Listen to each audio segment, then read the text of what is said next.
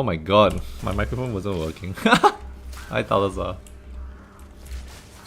was like talking for like 2 minutes and I realized it wasn't working. Yeah, I'm just chilling. I'm pretty much done, I think, with POE Link. I just want to experiment with stuff. I think for me what will be interesting is when they nerf stuff. So in like Jan, when they all get back to work, when GGG gets back to work, they'll start nerfing builds, right? And then rebalancing the game. Hopefully the rebalancing is significant enough that it feels like you have to play something new. Then that'll be cool to try something else completely different. Yeah. I wanted to try Pathfinder for 2 reasons, I think. I like actually Pathfinder is sleeper strong.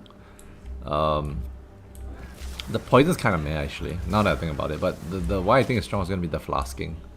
But the problem is that the strength of Pathfinder around the flasking is actually heavily dependent on like unique flasks. And there are only 2 unique flasks, and they are both expensive as fuck. Okay, so like the mana unique flask is like how much is it? 40 divs now, and then the Orolf is like 40 divs. I'm like, I originally wanted to make this a budget setup, but then the more I look at it, I'm like, well, the flasks are not gonna be budget, so it's like really hard, dude, to make a budget setup. I guess I think I could with like Oasis ES. Like a huge ES pool and just get Oasis and spam Flask. But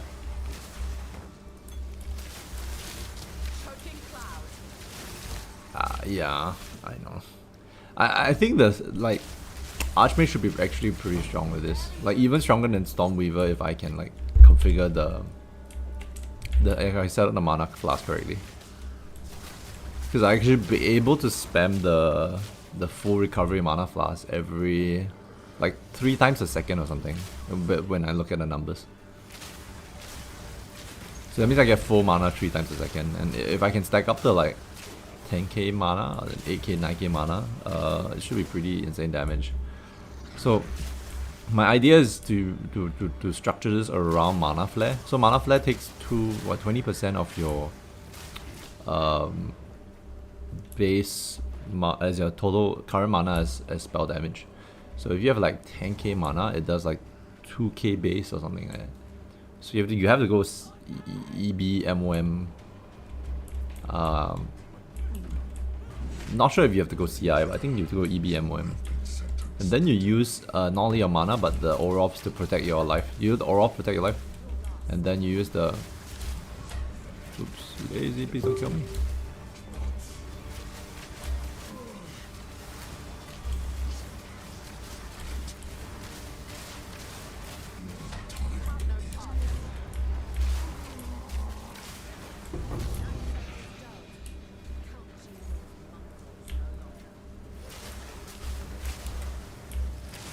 Yeah, I mean, I've got to flesh out this idea. I have all the flasks already, so it's just a matter of actually building the build. So the question is like, how do I trigger Siphon? Whether or not I want to scale Poison. So that's the first one. Whether I want to scale Poison. Is Poison good at all? Second is how I want to scale the damage of Mana Siphon. I think Mana Siphon with a Archmage proc on it is like, it is 25% of your total mana pool every time it procs, right? But you should hit for an insane amount.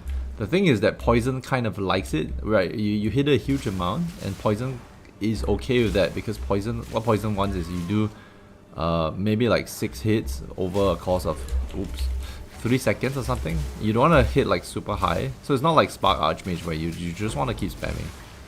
It's like you want it to be procs, but not like... Oh shit. Whee! I'm getting swamped. Yeah. I think that's an idea worthwhile exploring.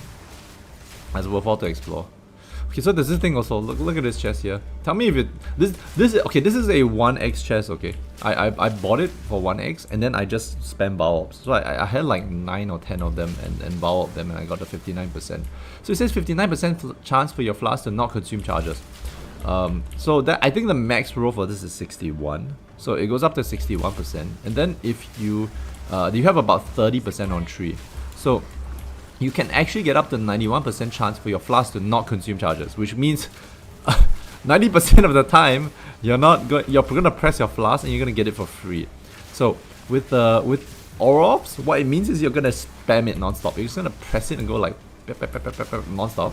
I think what it will give you is that unless Orov doesn't stack on itself, it will have a 10-second duration of like, so if each Orov heals maybe about, let's say you get enough recovery, right? So it's like 2k per Flask.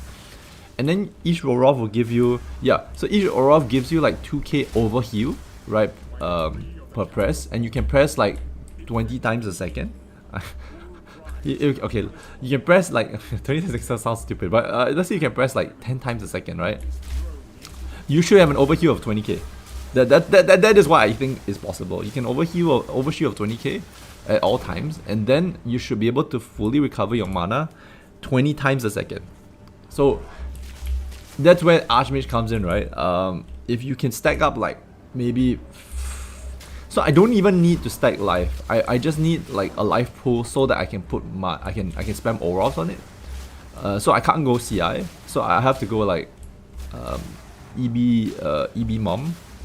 I try to get as much ES as possible, and then make the life as ES kind of thing, and then life is extra, ES is extra life, and mana is extra life sort of thing, and then have a really huge mana pool, maybe like 8k mana pool, and then this should be like really strong. But the problem is that this is the thing I don't like. I don't like the fact that there are only 2 unique Flasks in the game, and they are both like pinnacle drops. They're both endgame drops, right? So the strength of a Pathfinder, even though Pathfinder has a pretty good toolkit, I feel the strength of Pathfinder is locked behind something that's like really expensive, which I don't like, because personally speaking, I want to make this a budget setup, but I just can't. Right? I just can't. Yeah. Anyway, yeah, we'll see how this chest. For now, in X, this chest actually seems pretty strong. Like, meaning that if you gave me if you told me to league start something, I would actually league start this because it's so stupid. Like, I will go Poisonous Concoction on this, and I'll have infinite mana and life, right? If I can find a way to like get a huge amount of ES, I would just like, what was it?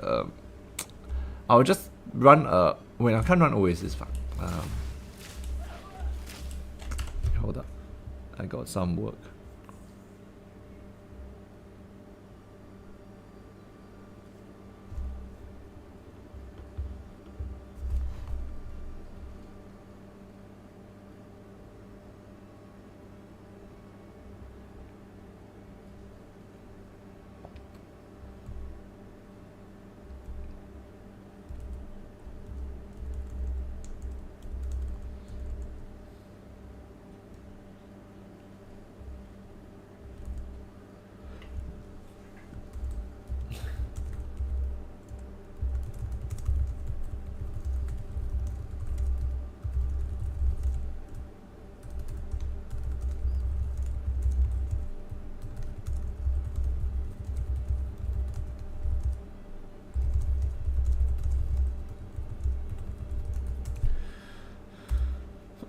Sorry, work.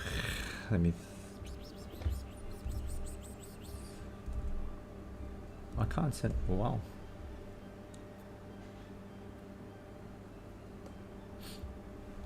Okay, wait, hold on. Give me like 5 minutes.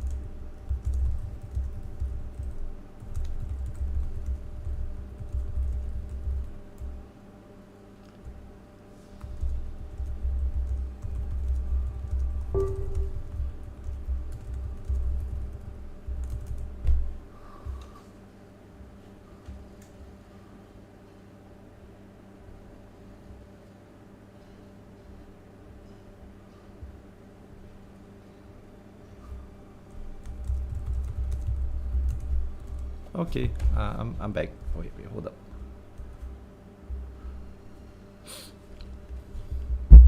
Wait, how behind is my stream, motherfucker? Oh, okay, nice. All right. Let's see. What do I do next? I can only get Mind Over Matter at what, level 58? Sorry, Archmage only level 58.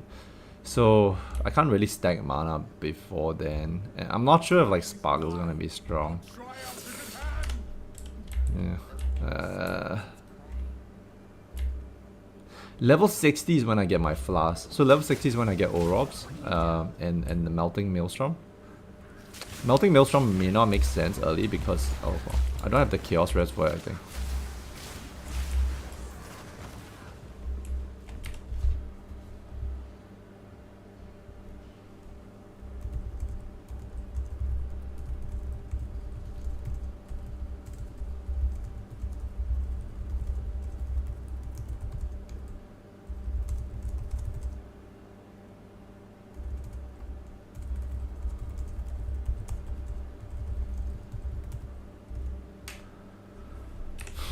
Okay. Sorry guys, I am working at the same time today, so I prioritize work, but when there's no work, I will POE. There is, yeah, I have to kill this guy.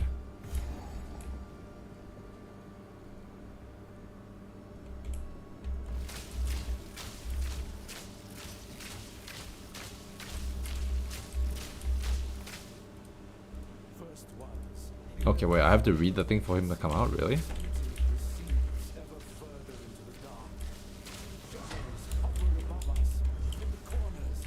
Ow, ow, ow, ow, ow, ow, ow.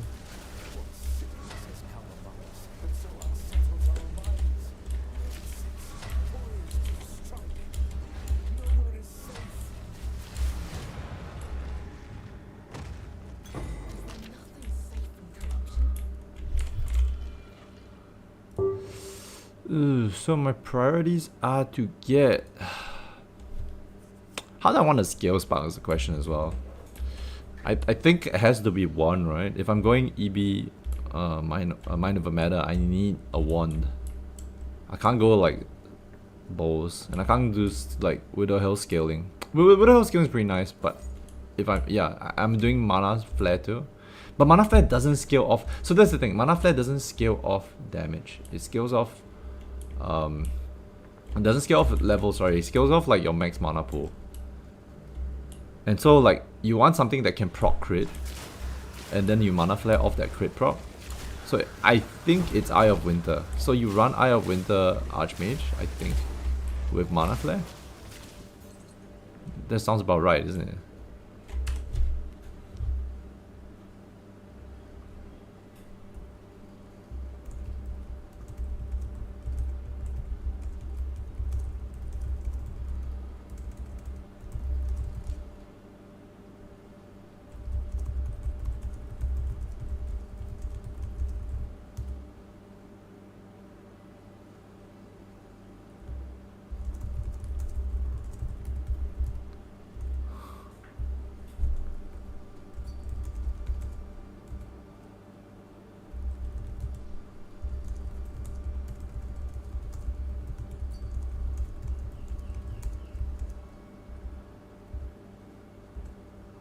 What more items for you? Oh, he's trying to buy rings. Oh.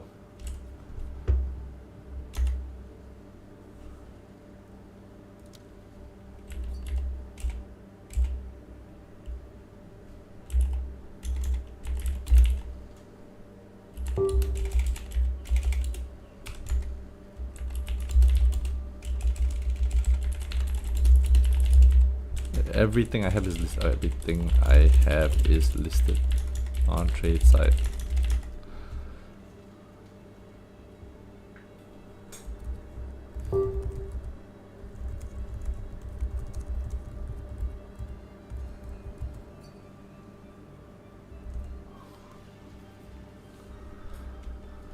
Okay, wait, hold up. So the way I want to scale damage on this is like, it's still to be determined. I'm not sure how I want to do this. I know I want to make use of flasking, but the way I want to scale damage is like, I'm not quite clear about yet. I'm thinking poison, but then I would have to go poison spell crit, and poison spell crit means it's almost like pushing me towards Eye of Winter, right? So Eye of Winter, Mana Flare. I wonder how Mana Flare works too. I don't think anyone's built a build around Mana Flare yet. Yeah, and it has to be poison too because you have to use this glove. We can't use Original Sin because of CI, right? No CI. You can run. Oh yeah, you can run CI but no Orofs, and Orof is huge. Ah my god, there's actually so many things to solve at this. Oh. There's so many things to solve simultaneously, so I think at the base level we just solve for Flask first, meaning that we use the Flask mechanic first. That's the baseline for tankiness.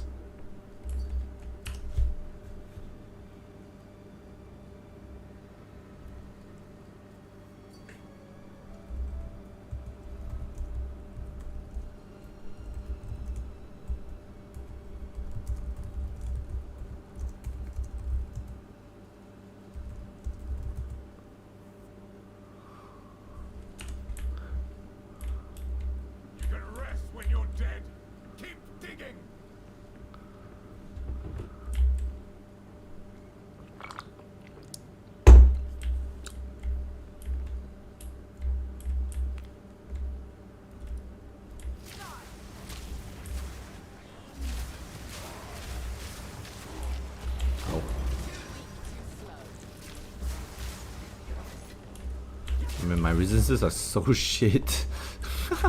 They're running rondos for damage.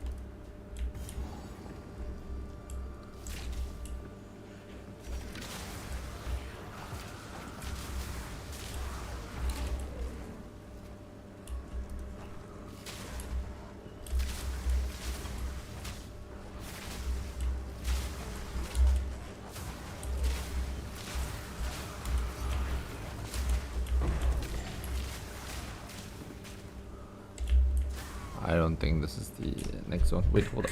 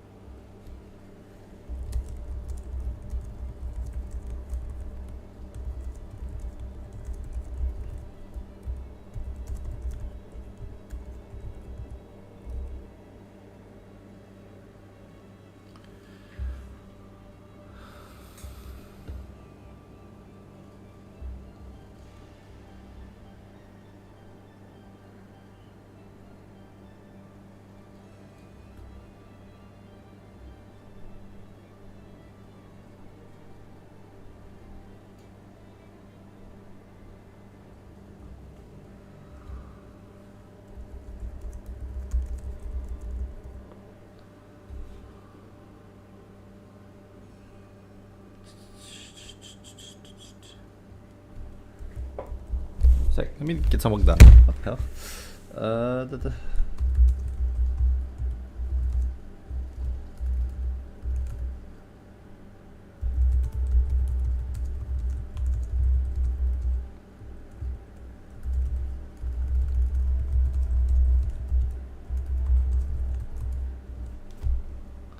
Greetings. Got some drawings from the kids for Christmas?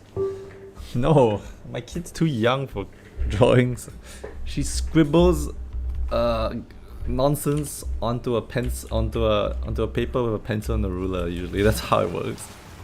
She's too young. She's like, she just hit 2 like recently. So, yeah. She's at school now though.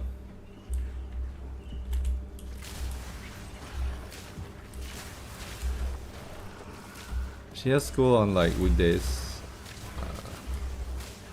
For mostly work hours in the day. So.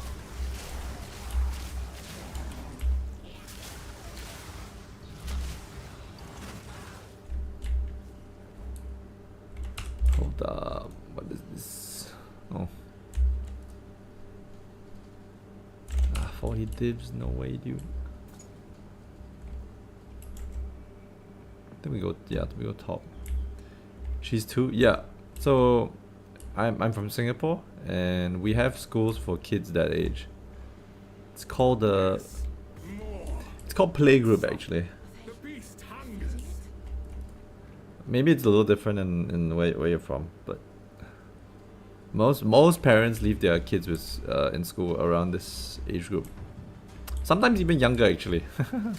It really depends. But for us, we actually chose to spend more time with her until she hit around 1.5, and then she started to go to school.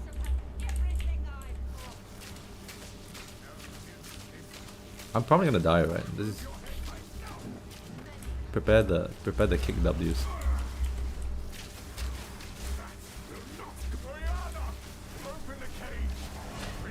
Oh, whoops!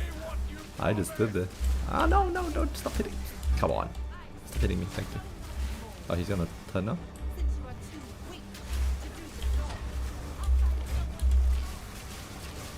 Why isn't he change form? Okay, change form.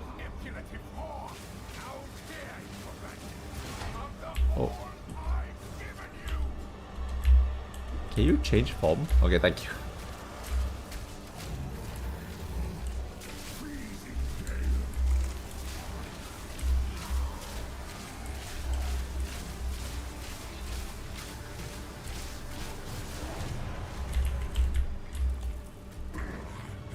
Yeah, so around the age of 2, they can go to school. So she's in school right now. Thank you, boss. Now I can clear map a lot easier. Yeah, I'm glad you enjoy it. But I'll warn you though, okay? Stat stacking is likely to get nerfed. I think GG is gonna. There's 2 ways I look at it. GG is gonna probably take a huge nerf bet to a lot of the meta builds, and then just completely destroy them. So if you're comfortable with that, then so be it. But yeah, I think they've accomplished what they wanted for early access. So, like the first 1 month is where like they get to see what's going on and all that, and then they make adjustments after that. So, I think a lot of the builds that you have like right now is going to just be gone. In Europe, they go at 6 or 7. Yeah, but Europe has a lot more like employers in Europe are a lot more relaxed with parents. Like if you're a woman, you can probably get like what 3 years of paid leave from work. Like in Singapore, you get like 2 months. You have to take unpaid leave to spend time with your kid basically. So it's like not feasible for us. So it's like if you think about the amount of income my wife has to give up in order to take care of the kid, it's quite significant. It's same for me actually. I'm still working by the way. So it's actually cheaper to send the kid to school, which is a little unfortunate, but on the bright side we look at it this way as well. She gets to socialize, because otherwise her entire world was gonna just be us, which isn't particularly healthy. So I think it's good for her to have a bigger worldview, have more authority figures other than her own parents. Yeah, so she goes to well, they call it playgroup, but it's technically a kindergarten. They go at actually when they go at 6, 7, that's not really like preschool already. It's actually school. It's right. That's actually primary school. 7-year-old was like primary school for us. That's why your like formal education starts. No longer like go to school and play kind of thing. Is go to school and actually like study. That's for us. So at 7 years of age, you go to school, you start studying, and it's like you get tests and stuff. And do learn all the things, mathematics, language, etc. I think science is only like only when you hit 10 or something. Can't remember.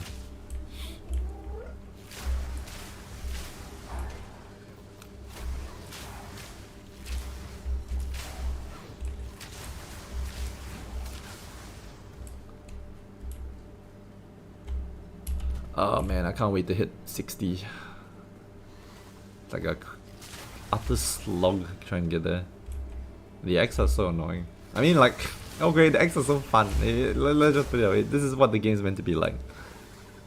But for me, I just want to test the idea out, man. I don't really quite care about the leveling process. It's not elite stuff for me anymore. I just want to test this idea.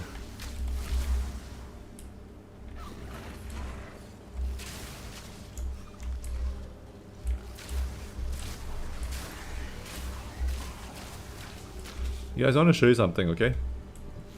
How many times do you think I can press my life flask before it goes to 0? Let's do a test, alright? So right now it's at 62 charges. Okay, that's not a very good indicator. Let's try to get it 100. 75, sorry. Get 100% of the charges.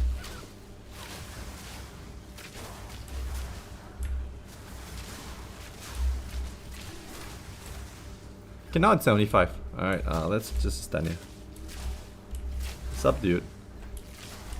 Okay, wait, I'm gonna stand here for a bit. Okay, I'm gonna press my flask now. I'm gonna count every time I press it. 1, 2, 3, 4, 5, 6, 7, 8, 9, 10, 11, 12, 13, 14, 15, 16, 17, 18, 19, 20, 21, 22, 23, 24, 25, 26, 27, 28, 29, 30, 31, 32, 33, 34, 35, 36, 37, 38, 39, 40, 41, 42, 43. 40 presses until the flask goes to 0. Do you see that? It 40 presses of the flask before it went to 0. Imagine if you had Orofs, right? Okay, Orofs requires you to overheal. So I'm not sure if you get the Pathfinder Ascendancy passive. It allows you to just keep pressing it without caring whether or not your life is at max. If that's the case, I can run CI. But if that's not the case, I can't run CI. So I'm thinking if that works, I run CI and then I can do like, you know, yes, life shenanigans.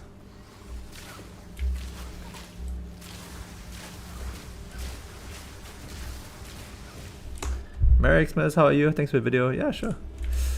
Merry Xmas to you too. Can't wait to get the neck. Oh, the last equipment. Yeah, that one's probably like one of the biggest power spikes you'll get. But at the same time, do understand that if it's too expensive, just get a rare with like decent attributes. The build should still work fine without it. I mean, when I first swapped over the build, I didn't have experimenters as well. It took me a while to get there.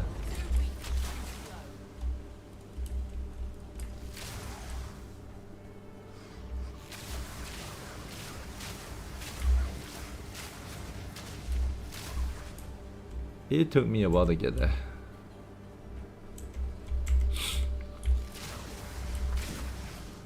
Remember guys, POE is about fun, alright? If you guys are trying to just chase the meta, it's not fun. And it's honestly early access, right? So let's be frank. This early access is literally not even the real game. You're just beta testing for GGG is what I would describe it as. So there's no point like trying to make a OP GG character in the early access. It's literally just, I mean, it's if you can, you know, and go for it. If you can't, then don't stress yourself about it, dude. Don't play optimally. Just have fun. Just try all sorts of wonky, stupid shit and have fun. Like, look at this. I'm not even playing my monk, right? I'm not even playing my GG monk. I have a mirror in the stash with like maybe about 20 divines. About maybe like 100 plus divines and items on sale, but I'm playing this cheap ass Pathfinder with a 1x chest, okay. I just want to test something out. Rare color all stat, 91k DPS on Staff Strike. That's good actually. If that's the case, then it's good already. 91k is good. You probably can do T15s without much issues. I think I've kind of fucked up, right? It's supposed to be here.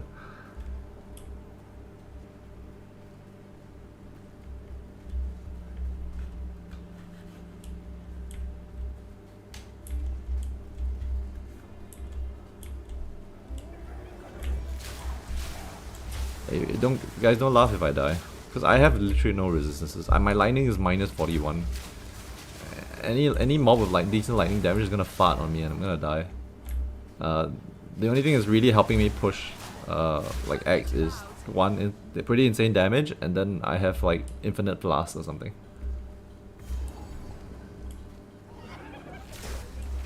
Yeah, I mean POE1's a lot more of a mature game than POE2, so you got so many more options than what you see here. Please don't slam me, thank you. Oh. Okay, he slammed me. Ah! He slammed me.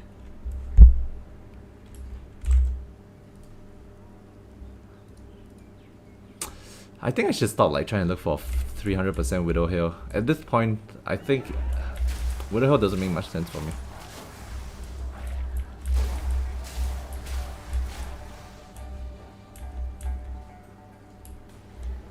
Oof. Nah, I'm expecting to die quite a bit on this boss because he hurts like fuck.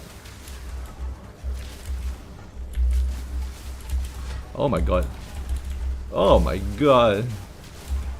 Gotta dodge. Oh. Should I just build defenses now?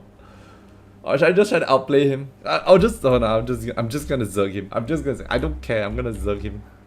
I don't care, I'm gonna zerg him until I get good at it.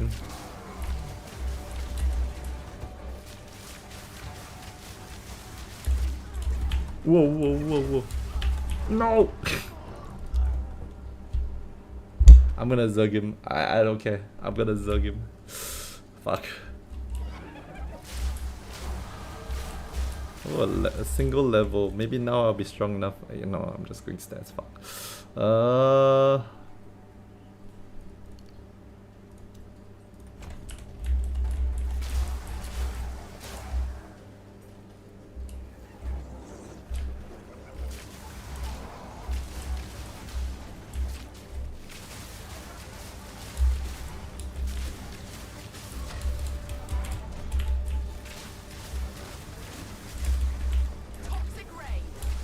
Oh, stop shooting arrows at me. Try and kill your boss. Yeah, that's great. Just gotta get good. I think you can't put distance between him. You literally have to hug him and then rotate around his back. Because that's when he's not dangerous. He's only dangerous when you put too much of a distance between him and your XD. See, this is how the game is meant to be played, okay? Like, you have to figure out the boss. And then how you figure out how to fight the boss is how you, like, beat the boss, not through like amazing damage. Merry Christmas, dude.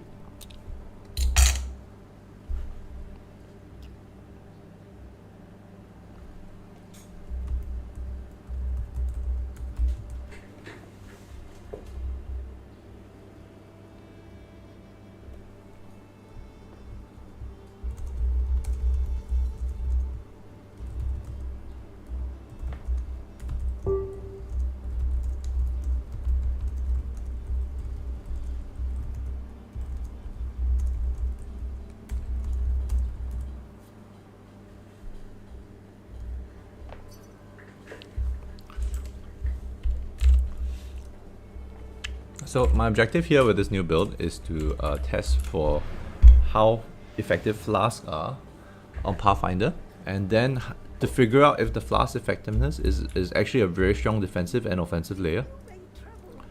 Once I figure that out, then I can actually start thinking about how I want to scale the damage on this. What I'm going to use to scale damage. I'm pretty much leaning towards a spellcaster. I'm pretty much leaning towards something that's Archmage related. So I'm thinking Archmage spellcaster is the way to go for this. Wait, I can just swap this out.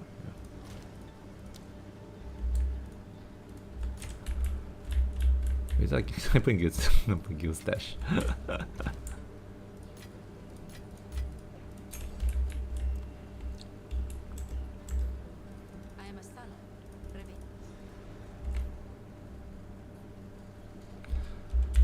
Okay, so once I hit 60, what I'm going to do is I'm going to unspec out the poison nodes down here and go for just the Flask nodes. And I'll see if Orovs allows me to queue for it. Like I can queue Orovs on this.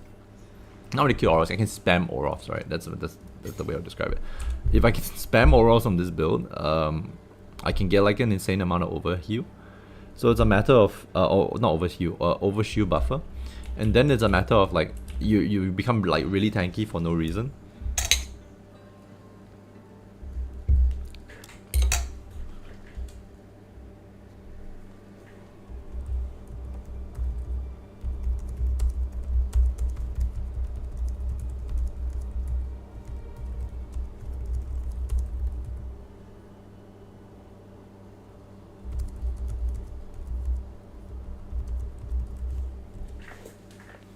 Okay.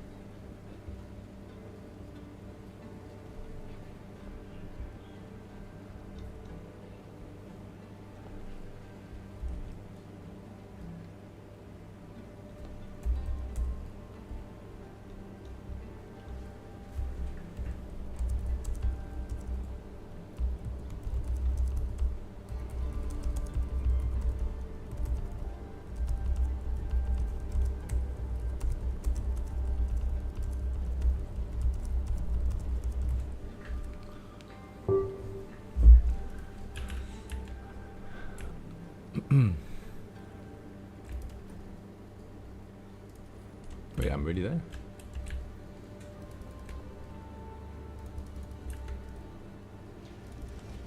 Wait, no, no, this is wrong. Fuck.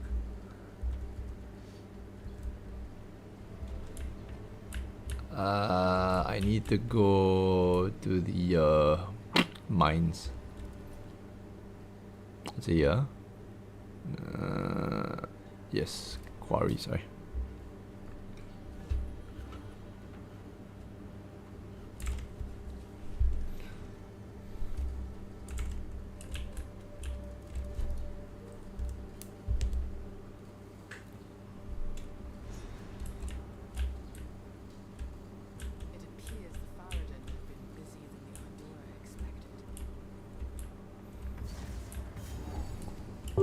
I can't wait to hit level 60.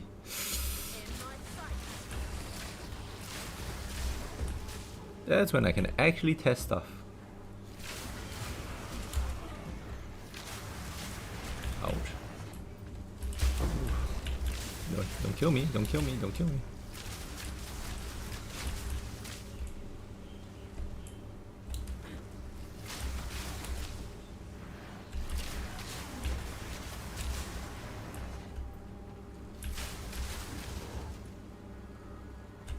Random question, I've been playing a Flurry Monk is wondering, is there any way of search for specific time loss jewels? No. You can't. The trade site is not configured for all the time loss jewel roles at the moment, so the way you search for them is you have the live search then, and then you set a price range. So what I did was I set a 3 to 5 divine price range and basically look for the roles I wanted and try to snipe them cheap. As long as it was like dex int or strength int. Well, dex int is probably my number one. So as long as it was dex int, I bought it. I would buy for it, or I'll ping the guy for it. And I searched from a 3 to 5 divine range. So I bought mine for 4 divines. It was like 2-3 or something. And I had to divine it to get it to 4-4. And I was thinking maybe I'll get it like, I think it's a 1 in 4 to get 4-4.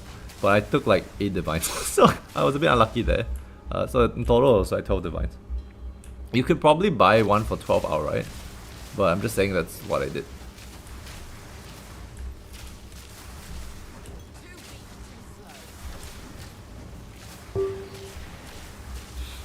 Yep.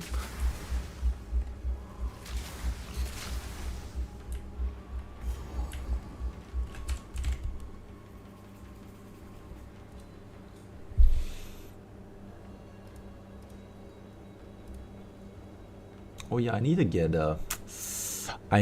this. Ooh, is this still for sale? This looks cheap.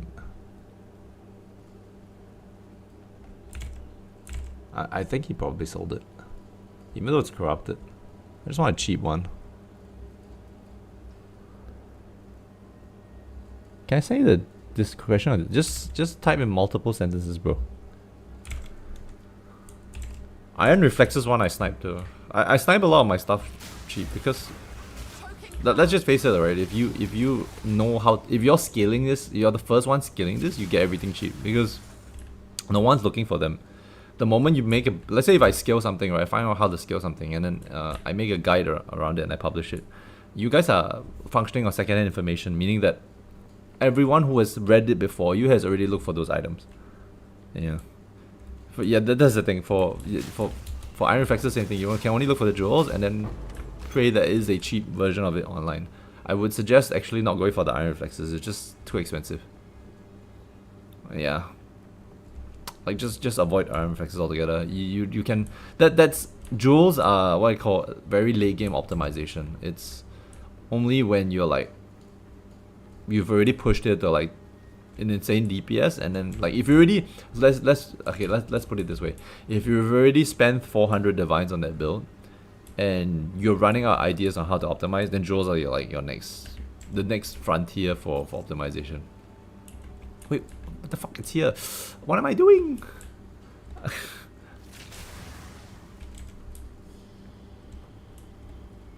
Oh my god. Advice on how you gotta figure out what kind of items you need to invest in POE2.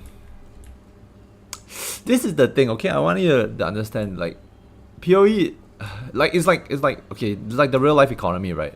First movers make money. Everyone else kind of loses out. You have to recognize what's strong before it's strong, before everyone recognizes it's strong. That's also the reason why all content creators make a shit ton of money, right? I mean, not all, but all the good ones. So if you're like Jungron, you make insane money just by playing the game because he's going to buy items for cheap that no one's going to want. Until then he posts a video and says this is a really good item, and it goes up by like 3 or 4 times, right? It's the same thing with Connor from last league as well. He will say, okay, I'm doing Molten Strike Zenith optimization. This is an item that's really strong. Before everyone goes into it, he's buying it for cheap, right? He's buying it for cheap. But once everyone goes into it, it's expensive. And this is also the thing, a bit unfortunate, right? As someone who's a content creator, there is some conflict of interest. I'm not gonna lie, there is some conflict of interest, meaning that when I go and say something is strong, that also means that if I have bought the market out, I can profit off it, right? I didn't do that. I don't do that as a principle. I don't do it as a principle because I think it's unethical.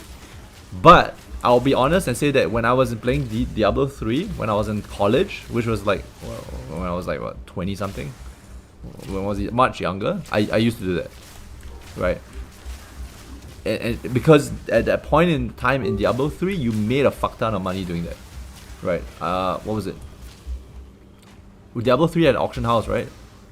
So because Diablo 3 and auction house, everything was linked to real money. So you could snipe a lot of stuff cheap, and then you optimize and then show everyone that there is an optimization strategy around it, and the price will shoot up, and then you just sell. So a bunch of us were like making like 5 to 10k US dollars in Diablo 3. That was a long time ago, but you know, as a principle, you know, I don't do that anymore. Like I think it's unethical. You know, you're younger man, you tend to be a bit more relaxed about your morals because you don't think about it too much. When you're older and you're like, actually that wasn't a very fair thing to do, so I shouldn't be doing that. Yeah, so if I can get a cheap time loss jewel, that would be the best. If you don't do it, someone else will. Yeah, true. No, true. No, not gonna lie, true. But you've got to ask yourself what kind of person you are, right? And when you're younger man, you don't really care too much. You go like, oh, I get rich, and that's all I care about, right? I want what's best for me. Yeah. But as older you get, you say, what am I about? What kind of person am I? Right? That's the question you ask yourself more as you get older. And then you go like, if I don't think I'm this sort of person, that's the thing you start saying. I don't think I'm this sort of person. Then you stop doing that. So you just don't do it on principle. It's not about like whether or not it's profitable. It's just you just don't do it on principle. But I mean, like, as a content creator, if you're reasonably popular, it will happen. Meaning that it's very hard to have a situation where you're not profiting off your builds. indirectly, right? I think the only person who's smart enough to recognize this and actively does stuff to avoid this is Rutu, right? But not most content creators don't. Well, unless those that are playing as solo self-found, right? You can't affect any market in solo self-found. You're just playing the game for the sake of the game itself. That's why I have like a huge respect for a lot of SSF players. Like Al Kaiser is amazing, so is Ben. Jung is amazing as well, right? Most of the players I do like are SSF players. SSF and SSFHE. But for you it's a job. It's not a job for me. That's why I don't care. So that's the part where I need to clarify. I don't actually make money from this. Like I know I stream, I know to some extent I put out regular updates, but this is actually a hobby for me. Let's just put it this way. I've optimized my real work, my IRL work, enough that I can actually do this. Alright, so I get my work done IRL. I perform well IRL in my own job. So this is like just pure whatever's remaining. Oh shit, I'm getting swamped. I actually make $0.00 off gaming. Gaming is just like this for me. I'm good at it, right? And if I'm good at it, and I'm just playing for myself, it feels kind of meaningless. Like if I just streaming, yeah. If I just play for myself, meaning like I just play and then get a strong character, like how does that help everyone? So I don't see any meaning in it, right? It's just, I mean, I like optimization. It's just who I am. I just like making strong characters or interesting characters. But if I don't share the information with other people, then I'm not doing any. I'm not changing. I'm not making the world a better place. Is how I would describe it. I'm just having fun.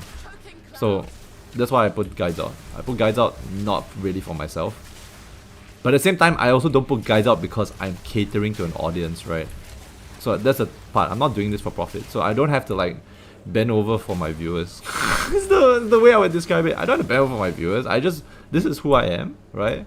And this is what I like to do. And if you're not happy with it, you can leave. That's yeah. It's, you know, I'm not making any money out of this. I am doing this purely for fun and purely for your benefit. If you find it beneficial to yourself. If you're not, if you don't, you can always leave. Is how I would describe it. What the fuck is this? I'm taking so much damage. Oh, there's a lead. There's a rare mob there.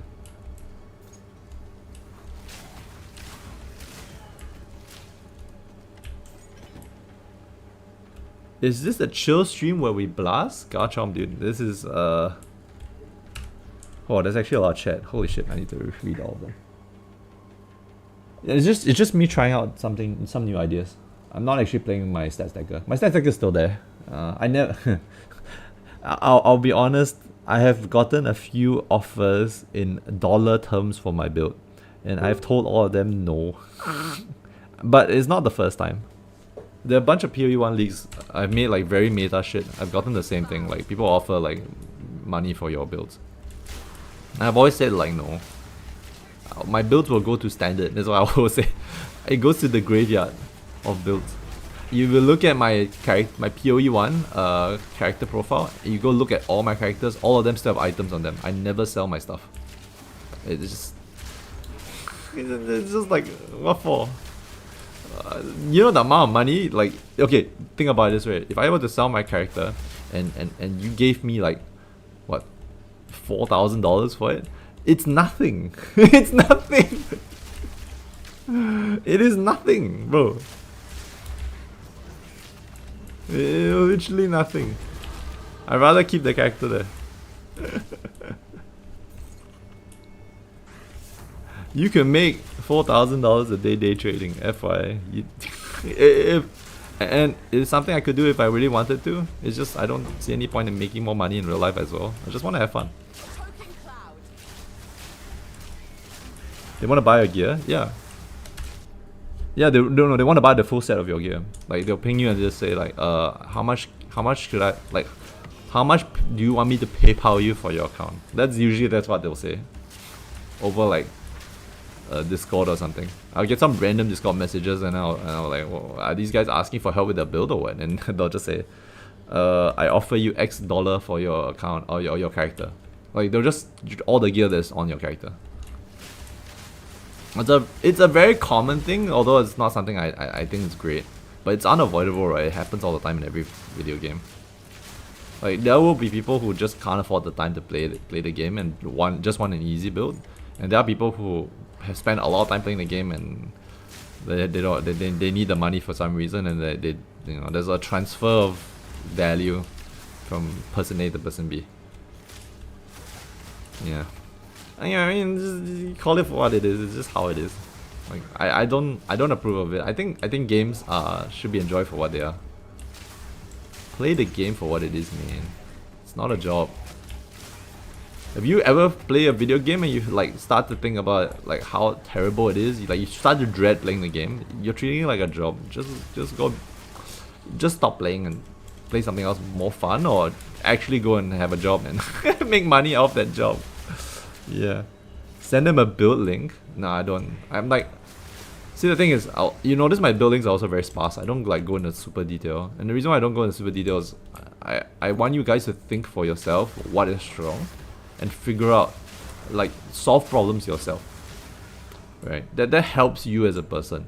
You solving problems for yourself helps you as a person. I am just someone who can help guide you, right? But I'm not here to solve all your problems for you. I think that's the way I look at it. The fun is making the build. Yeah, true. No, the fun is figuring out stuff. I think like it's not the making the build that's interesting, it's solving problems that are interesting. Right? So when you're the first person making a build, it's interesting because you get to test ideas that no one else is testing. Does this guy really want this? Or is he just pinging me? Oh, he really wants this. Whoa. What is this? Is this movement speed? Corpse iron? Why is he paying so much? What? Why is this guy... Okay, never mind. I guess I'm making insane sales today. I was expecting not to make money today, actually.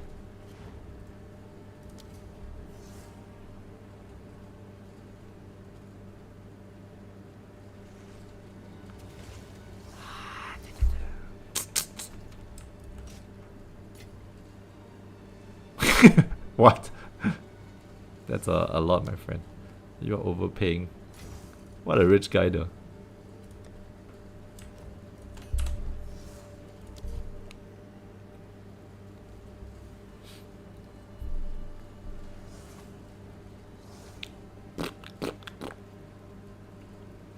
Come on, bro. I want to go back to leveling this guy.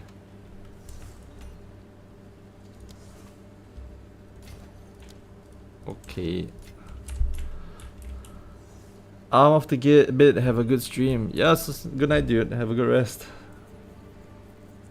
Wait, let me scroll up. I think I missed messages. Holy shit. Oh, someone's talking about economy, asking about questions. Push res is ally attribute chest into triple grand spectrum. Sheep time loss jewel will be the best upgrade I could get with iron reflexes. What's a new build? It's not really a build at the moment. It's more like a couple of ideas I want to test out. So I want to, Raphael, I want you to look at this. Okay, I'm gonna start pressing my flask for my life flask. So that I currently have 101 charges on this life flask. Okay, I want you to count. I will count out to you the number of times I'm pressing the flask, and you tell me, and we'll see when it goes to 0. Okay, I'm gonna start now. 1, 2, 3, 4, 5, 6, 7, 8, 9, 10, 11, 12, 13, 14, 15, 16, 17, 18, 19, 20, 21, 22, wait. No, it doesn't work, right? Because my mana is not... Is it? Does it count? Wait. Oh, because it's not instant flask. Fuck. It's not instant flask. It doesn't work. Let me... Well, do I have to take damage? No. Do I have to take damage? I think I can do try tribute stack for 30 divines. You can. It just won't perform at the same level. Like... The insane clear that you see is just money at work. That's what I would explain. How I would describe it. I think I need. Maybe I'll show it later. I'll tell you what. I'll show the mechanic. I'll do a showcase on the mechanic later when I have Orofs, because I don't think it's possible to show this without Orofs. It feels stupid to show this without Orofs. Okay, the boss is here.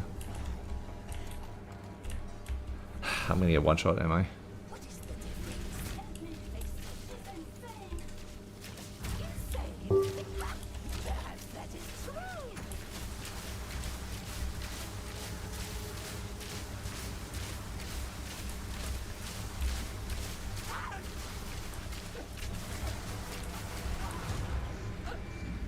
I've enjoyed Snoop-based Flickr for under 30 divs. Yeah, I mean, there are a lot of other good content creators out there. There are a lot of good builds out there.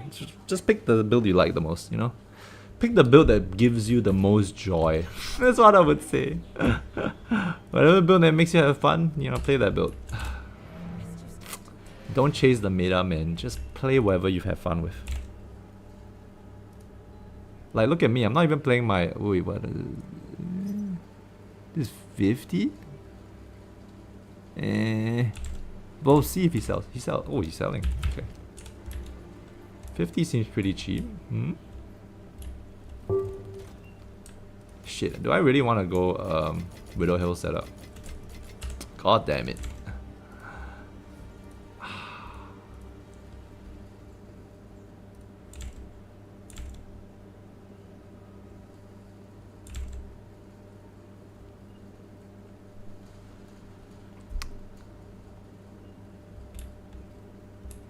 Waiting for the next 5 minutes where he kicks me out of the party and tells me he's not selling.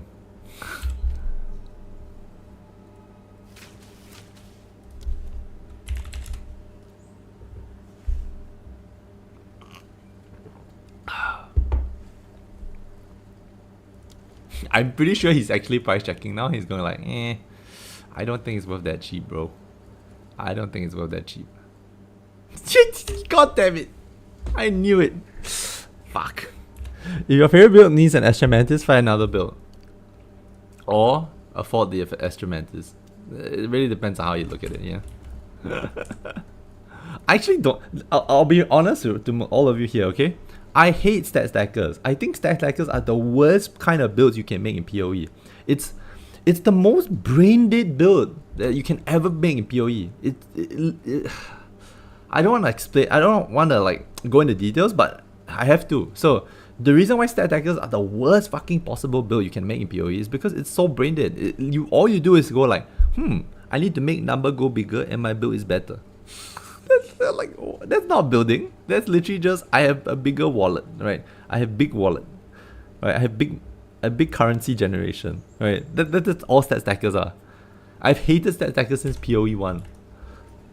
And occasionally I will make them because like, but I will try to make what we call budget stat stackers. Like I don't mind making budget stat stackers, but what happened was in PoE2, I realized that stat stackers were like completely busted if you get them in a specific way. And I made the video so that everyone can see that they're busted, and everyone not everyone will move towards it, but GGG will be forced to act upon it, right? I want GGG to go and say like, yeah, this is a completely fucking busted build, and I want this to be completely gone from the game, so I'll nerf it. And I'm waiting for the nerf to happen. It's probably gonna come in January. So just saying, like, don't invest too much into it, because I'm pretty sure GG will nerf it. Maybe it's a 50-50 coin toss. They'll nerf it, but if they nerf it, I'll be happy. I'll put it this way: if they nerf stat stacker, I'll be insanely happy. And I haven't even sold the build off yet. I'm just gonna keep it there. If they nerf it, it dies, right? I think stat should have a diminishing return after a certain point.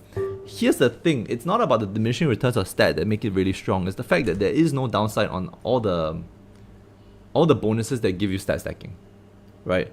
There should be a downside on Hoa. There should be a downside on Pillar. There should, you know, it cannot give you just pure upside without a downside. That's my take. That's the way to make stat stacking. It's just the way to make stat stacking like more fair. But yeah. Anyway, where am I going? Okay, I need to go back to the caravan.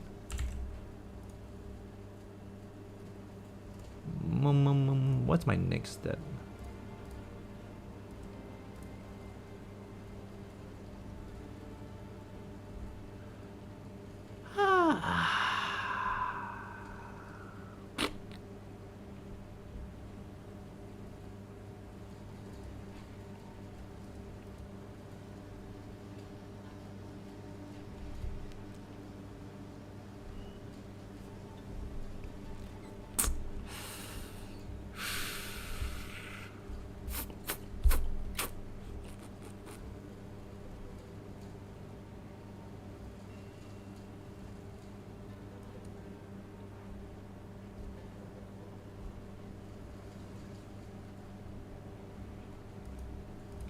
I think I have to remove the corrupted ones from the search and set limit to 50.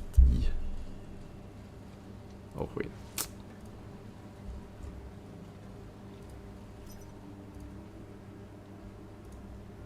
What do you think about Blood Mage Temporalist build as one-shotting bosses? No, that's an easy problem to solve. It will be gone. And that's an easy problem to solve. So when it comes to stat stacking, it's hard to solve because what makes stat stacking powerful is multiple different components that work in tandem with one another. So you can't really nerf it fully without nerfing multiple components. The problem with nerfing multiple components is when you nerf multiple components, you're actually indirectly nerfing other builds, right? There might be a build out there that uses Pillar of the Cage God that isn't a stat stacker. And they're gonna basically get shit on because of stat stacker. So GGG's probable stance towards stat stackers is to find the most broken, egregious item that has the biggest problems. I think that's Hoa, the glove.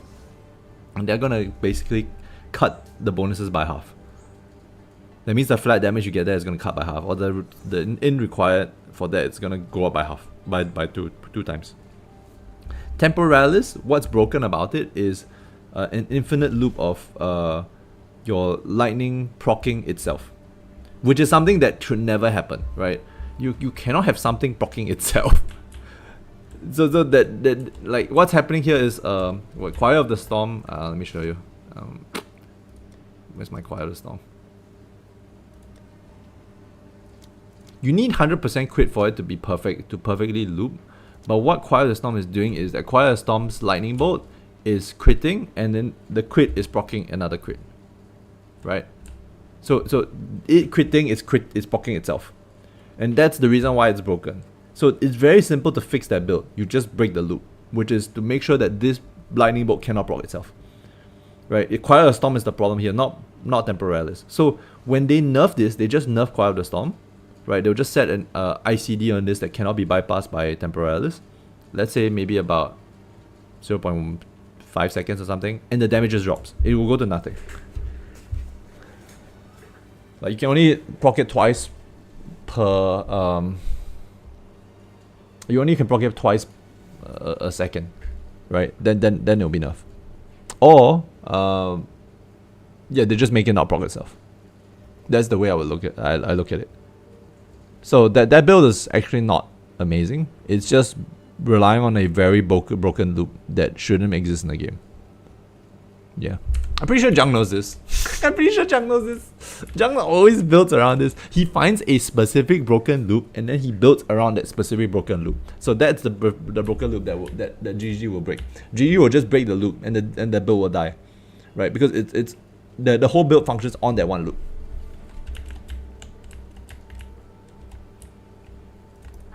So that build is actually in greater danger than stat stacking. Yeah, that's a hilarious interaction, but it's also completely unintended because you should never have a situation where something can create itself. If something can create itself, you create an infinite loop. You know, right? Someone's gonna make a build where they do actually like 1 damage on that spell, meaning that they make it do 1 damage, which is nothing. And then they'll just go to a boss that has 50 million life and crash the server with it. That's what I think will happen. And that's when GG will actually step in and say, hey, fuck this build, you're crashing my servers. Right now what's happening is it's just whenever it overprocs, they're just booting you up the instance. They'll go like, well, something's wrong here, get out, and then they roll back your instance. That's what happened to Jungler a couple of times when his damage was too low to like kill bosses fast. They just roll back his instance. They're like, I see a lot of inputs coming from your client, something's wrong here. And they ultimately boot him. But yeah, someone's gonna do this shit with 1 damage on the loop and then crash the server. Is my take. People can't cap crit chance because it's crashing game. Yeah, exactly. Because it's an infinite loop. Once you have cap crit chance, it's infinite loop. It's an infinitely looping spell, which is a problem, right? You can see from a game designer's perspective how it's a problem. It's not a problem because it's bad for the player.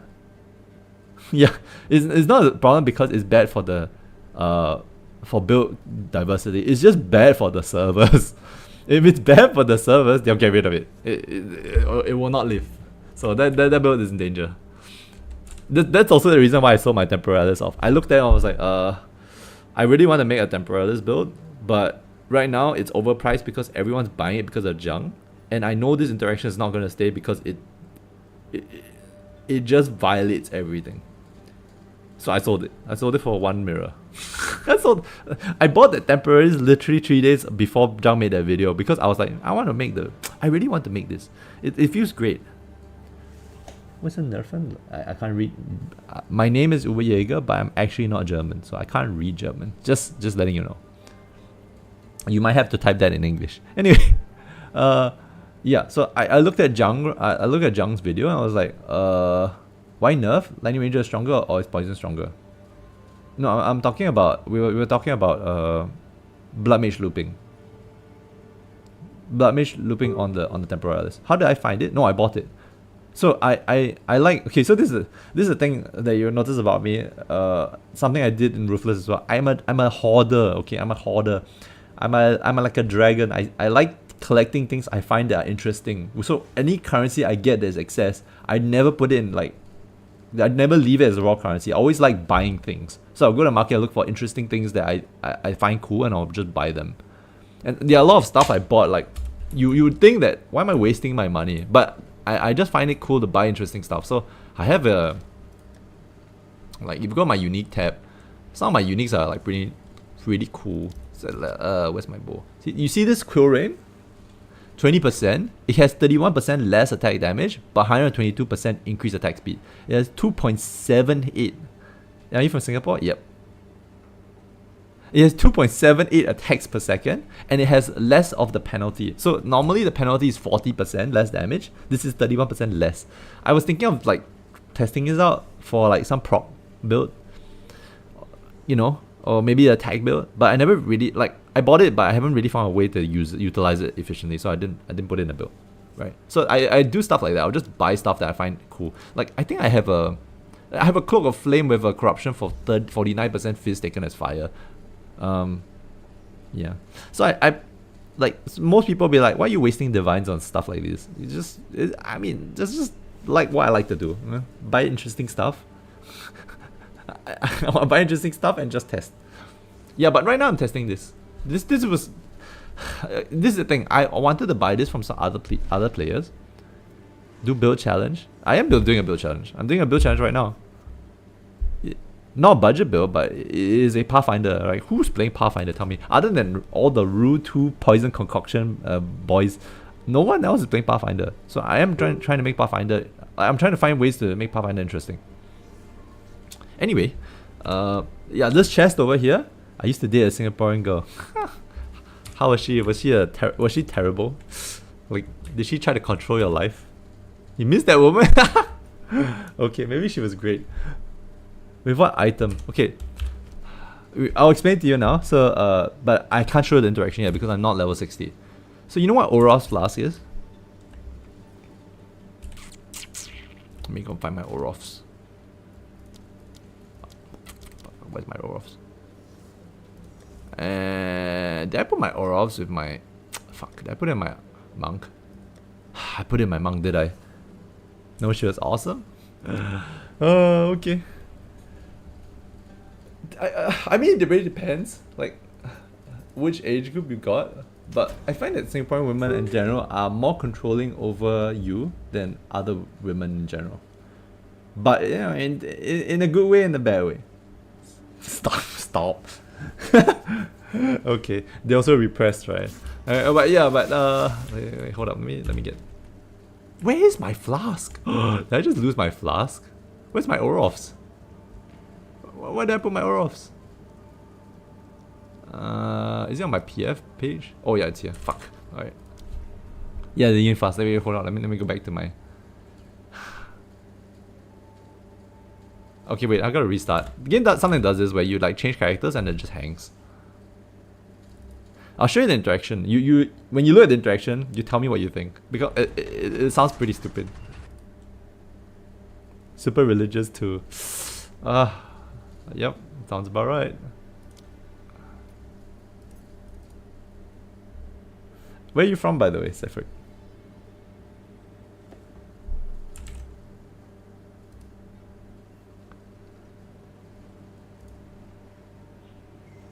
backup plan, Tides of Change, Farsighted, Pharaoh, Force, Shattering Bow. Nah.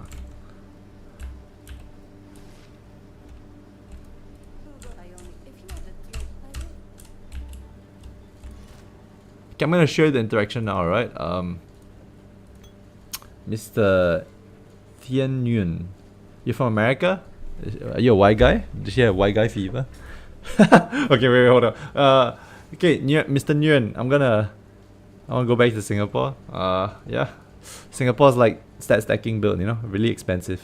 And then, so you see Orof's resolve, what it says here. Instant recovery, 100% okay. Instant recovery and excess life recovery added as guard for 10 seconds. So the excess life recovery is added as guard means that you get an over shield for 10 seconds. Right? And what you see here is Pathfinder has the ability to just get a lot of Flask charges, you know, right? Like it's just the Flask ascendancy, correct? Hello, hi Suzuki. So what I'm trying to do here is, you look at this chest armor, what does it say? 59% of Flask you use to not consume charges, meaning that you can press your Flask and 59% of the time it wouldn't consume your charges. Okay, so that's one source of press and don't get used. How about this? 10%. So that's 69%. Then how about this? That's 20. So that's what? 89%? So 89% of the time when I'm pressing my Flask, it doesn't deplete my charges. Right? So what does that mean? That means I can press my Flask a lot of times. How many times do you think I can press my Flask? So right now I don't even have the Flask nodes yet. Let me show you okay, I need to find a do I have life tab? Yeah, I do have life tab. Okay. I'm gonna put life tab on gas arrow and then I'll show you. Hold up.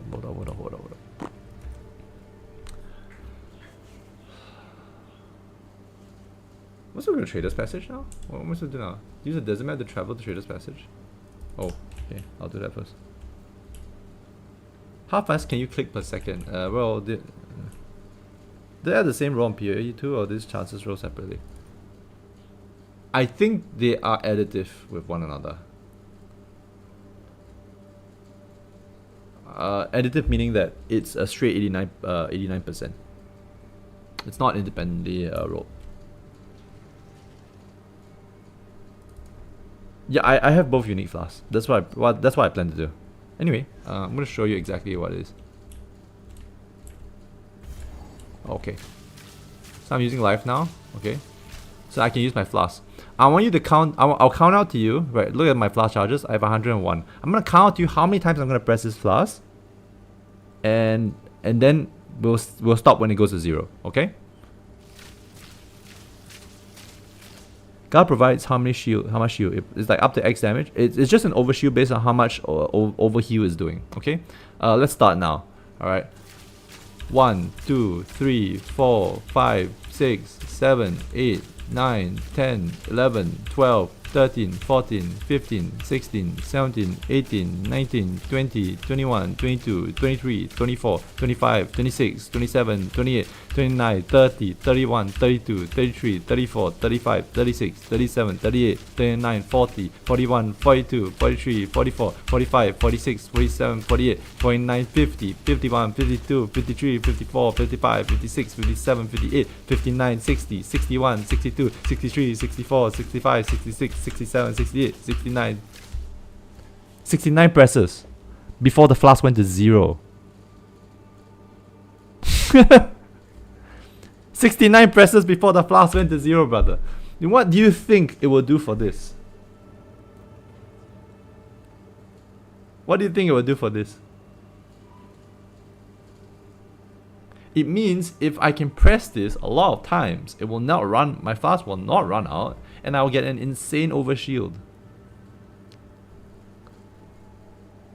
Well, yeah, 16. You think too much about sexual terms, Mr. Sefric. God damn it. Anyway, yeah, so I know I didn't do it on purpose. It literally went to 0 only on 69. And early on we did a test, it was 40. So you can basically press this Flask a lot of, if you press your Flask a lot of times, Flask piano is better than menu. Yeah, kind of. So if you run this with Orofs, it means you're gonna have an insane overshield because it will heal. This is what Pathfinder does, right? You have Flask effects are not removed when unreserved life is full, which means you can press when your life is full, correct? I'm hoping this works with CI. So right now, Orovs does not work with CI. And Orovs does not work with CI because you can't press this Flask when you're full life. Okay? That's what happens with Flask right now. You can't press it if you're full life. Or something like that, I think. So, what this means ideally is that I can run CI and I can spam this and I will have like an overshoot of about 10 to 15 to 20k, right? And then when I have the other Maelstrom Flask for my mana Flask, I will have infinite mana as well. So what does that mean? That means I run Archmage and I can never die. So you kind of understand where the plan is, what the plan is for this build, right? It's starting to like make sense. Does it feel like it makes sense? It makes sense. So that's my hope. But to test it, I actually have to get to level 60. So you know, it's not gonna happen now.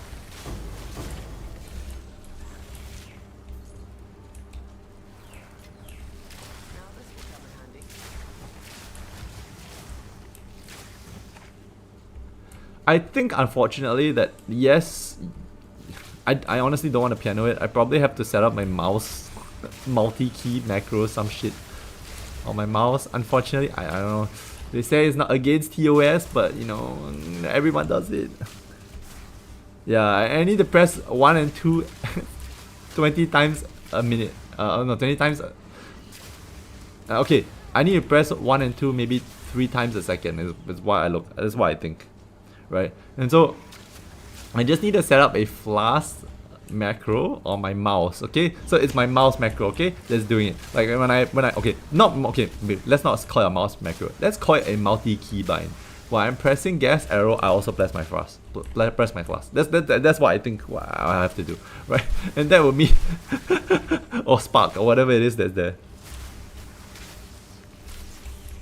You're so temperance for mirror, but instead of Oxman. No, this is Fabgun's filter. Look, I'm a lazy fucker, okay? I'm a really lazy person and I never like building my own filters. And I don't even like spamming else on my maps and then reading my maps. I just want to put my maps into the map device and just run them. Right? So this is Fabgun's filter. I did the same for Mahuzota Poison Pathfinder. Yeah. I remember that. I remember that. What are you gonna use the mirror on? Nothing actually. I'm just gonna keep it like that. Maybe if I find something interesting, I'll buy it. But honestly speaking, I'll just probably keep it like that.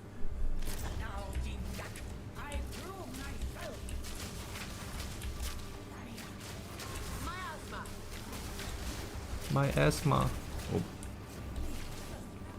Poor ranger has asthma. Wait. Wait, oh.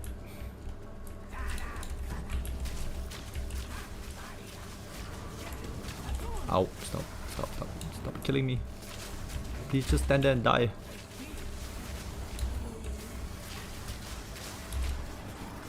Ow.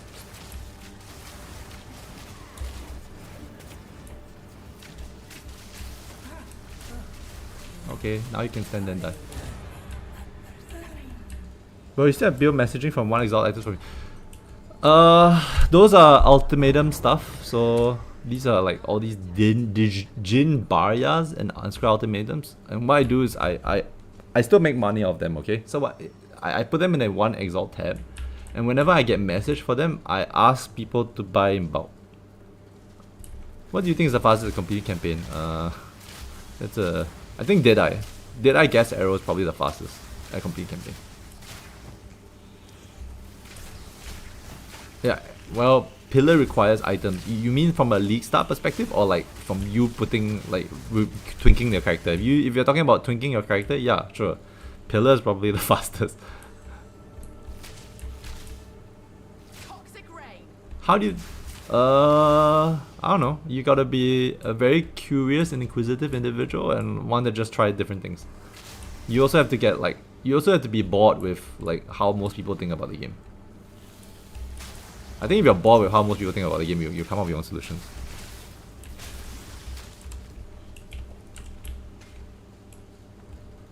Pillar is OP leveling. Yeah, I can imagine. Probably not OP until you get your Hoas, but once you get Hoa, oh well, yeah, it's probably still OP without Hoas. Stat stacking is just too good.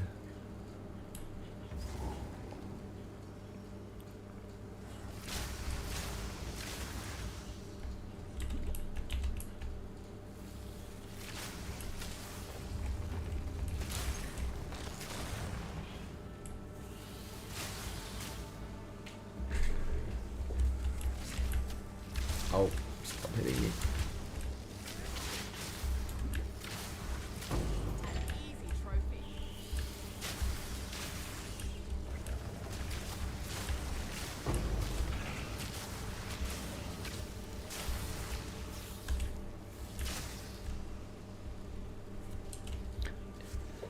Even with Pillar, probably Deadeye. Yeah, Deadeye is just too good, man. Deadeye is strong because of the mobility and Tailwind. Tailwind just too good. Like Tailwind's a 2-point, can you imagine? 2-point ascendancy. My only problem with Deadeye is outside of Tailwind, I don't feel like there's much, you know. How do you know Gas Arrow would be the build before early access even started? No, I didn't. I actually tried to make melee work on Chalila Monk. So how I knew Gas Arrow was good because I saw Ben playing it. When I saw Ben playing it and I was watching it, I was like, well, this looks like a very strong build. And then I tried to figure out how I could make it work for Monk. That's how it went. But I did pick Charila Monk specifically because I felt like Charila Monk was probably had the best sustain on bosses. And I was kind of right, I think. Like best sustain on bosses without like specific items. Yeah, that's yeah.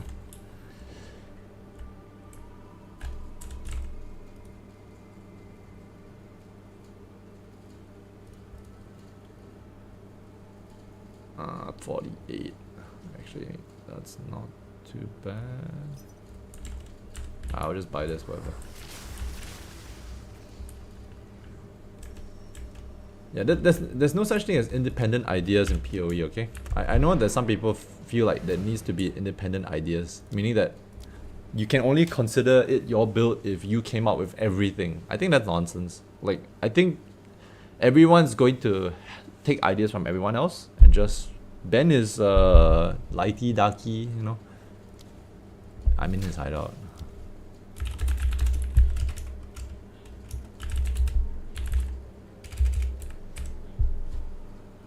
Ben AK, lighty, AK, darky. Well, honestly speaking, Ben can just be referred to as the greatest PoE player of all time. Let's just put it that way. There is no PoE player that is better than Ben. That includes Rutu and Jung. Yeah, he's the best PoE player. Period. I'll say it outright. He's the best PoE player. Period. There is no player that will be as good as him. Yep. The guy is just built different. You know, some people are just born with insane advantages genetically, and you have to admit it. Yeah. There is no one who will ever be better than him, I think. If you have ever seen any of his gauntlet runs, they are jaw-dropping. They are jaw-dropping spectacles. Every league, I just wait for it to go to the gauntlet so I can watch him. That's how I would explain it. But in terms of interesting builds, he's not that kind of player. He takes whatever is strong and optimizes the fuck out of it for a very niche kind of playstyle. So he stacked in on it. No. He's just a much better player, okay? You will know when you watch him. How do you scale Alice for currency farming? Okay. No. Okay, first and foremost, currency farming, everyone... Okay, this is the problem with people who don't play PoE1. PoE1, right? You make currency by looking at the market and finding out niches where you can make money. Do you understand where I'm coming from? It's not about how much raw currency you're picking off the floor. If you're... that's why all the default players are getting shit on. Especially the streamers. They're getting shit on because they don't understand this. It's not about raw currency you pick off the floor. Yeah, dropping X and div is not how you make money in PoE. And that's the reason why most people are struggling and they don't understand why. You make money in PoE by figuring out a strategy that generates things that make money. Yeah. No, then secondarily, after that you invest. You buy items and appreciate and then you sell them. But first and foremost, you need to find a currency generator. And a currency generator is just basically this. What is the thing that costs a lot of money? Okay, let me give an example. Do I still have audience? Wait, this is not my hideout, right? Yeah, it's not my hideout. Fuck, it's lagging. So, if you're a new player, the first thing you ask yourself is, what's in demand? What makes money? You could say, oh, how about breachstones? Breachstones go for 1 div right now. Problem is, all the high-end players are farming breachstones way faster than you can. So the value of breachstones is depreciating. I wouldn't suggest you go into breachstone farming right now. Because everyone who's doing it is doing it faster than you. Right? But you can go into rituals. You can just make rituals your focus. No, you just make the rituals, just focus on rituals, right? This is 7 divs. Because everyone's using it to farm ingenuity. But everyone hates doing rituals, right? Who here says, I look forward to rituals in my map? Most of us hate it. It sucks. But if you make rituals your focus, I think you get an audience of the king in every 15 maps. Which means every 15 maps, you make 7 divs. So you ask yourself, how can I make how can I do 15 maps as fast as possible with ritual? That's the thing you should be asking yourself. Never found that item? You have to focus on ritual to get it. So this is the other thing as well. I'm gonna go to my I don't have my other tree out. Fuck, I need to go to my other character. Is it they crash? Okay, no, I didn't. I'll show you my Atlas tree and I'll show you exactly what I would, okay, if I were you and starting from 0, this is what I would think of, okay? I'm just giving you my thought process. I'm not giving you answers because there's no point giving you answers. The answers will adjust based on the market, right? And whatever skill you're comfortable with. But I'm going to show you Atlas passives. Okay, here's the thing people don't understand. You have no points in a specific tree. Let's say your tree looks like this. It looks like shit, right? It has nothing. What do you start doing? The first thing you do is buy boss runs. Okay, that should be boss runs. Someone's probably doing it on TFT. Someone's probably doing this shit on TFT. No, that's it. You should kill it until you get all the points. No, not necessarily true. Buy the boss runs on TFT or somewhere else. Meaning that someone runs the boss for you and you get the points, and then you don't have to pay full price for it. Because at 7 divs, a single invite, you're better off selling it. If someone is selling boss points for 1 div, it's a 6 div difference. Correct? So I would go to let's say if I go to TFT right now, I say, how much is this boss run? TFT is a Discord for people who want to trade. It's like a trade site, like people it's usually we call it a services site. It's a trade Discord. Yeah, we use it for services. So you can you can buy boss runs there, you can buy stuff in bulk. So you go there and say okay, I want boss runs for ritual boss. Someone's probably gonna sell it for 1 div each. So I'll give you an example. The first audience of the king I get right here, the first one I get, I'm going to go to them and say, I'm not sure. Wait, actually, I'm not sure if you can buy boss runs in. Fuck, I don't think you can buy boss runs in POE2. That is such a pickle. Okay, maybe that's not a decent strategy. but yeah, if it does, then you should do this, right? So you get boss runs and buy them, right? You just got one shot at every shot. That's a player issue. XD. So you sell this for 6 divs. If you can buy boss runs, you just unlock the tree with the first one you make. That's investment. You're investing in the tree itself. So when you have the tree maxed out, the next few rituals you do is going to give you way more benefit than if it had 0 points.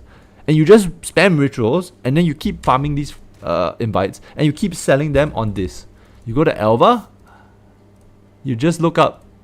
Wait. Audience of the King, Divines. Look, 7 divs. Every time you get one, there's a 7 div payoff.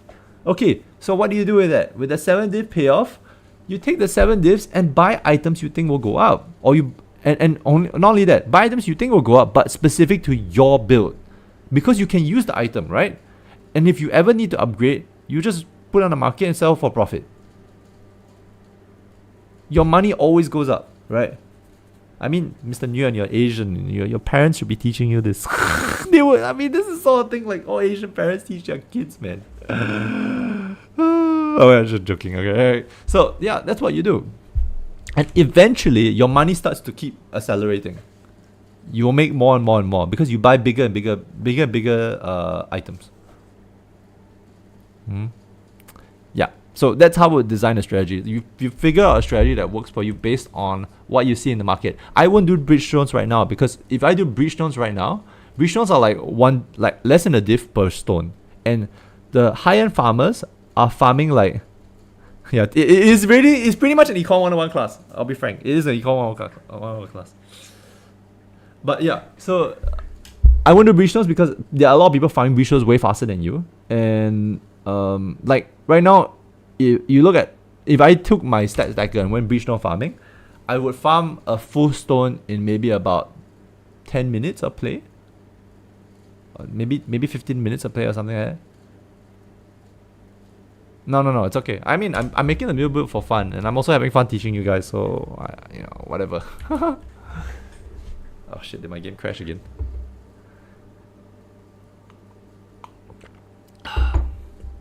But yeah, pick a strategy that works. Use D2JSP. Yeah, I wouldn't suggest you use D2JSP for the reason that D2JSP is an external site, and it is kind of considered RMT.